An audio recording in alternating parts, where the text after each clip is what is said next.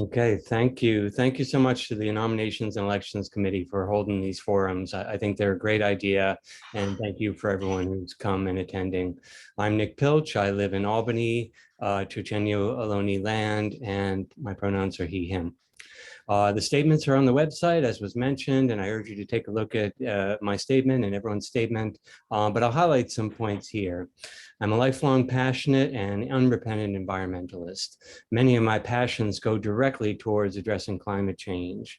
Passions that I continue to advance and have advanced are phasing out fossil fuels and supporting alternative and green energy sources, alternative human transportation. We must make walking and bicycling as easy and as safe as possible and stop giving away so much of our land to automobile use, and housing people, dense infill housing and affordable housing.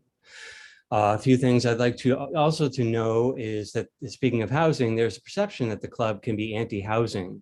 I'd like to counter that. I'm a strong advocate for building more dense urban infill housing as important part of addressing our housing crisis.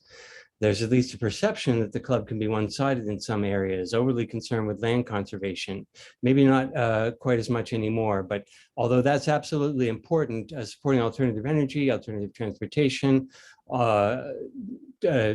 toxic abatements, environmental justice, all passions of mine are vitally important to combating climate change as well. Speaking of environmental justice, I think it's a very important thing for the club to be involved in. If we don't include everybody, we risk being exclusive, and we risk it's an existential threat to the club.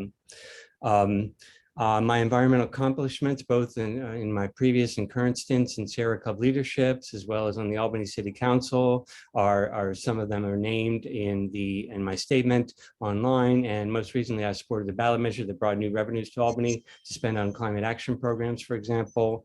And I would be pleased to have your vote. Thank you.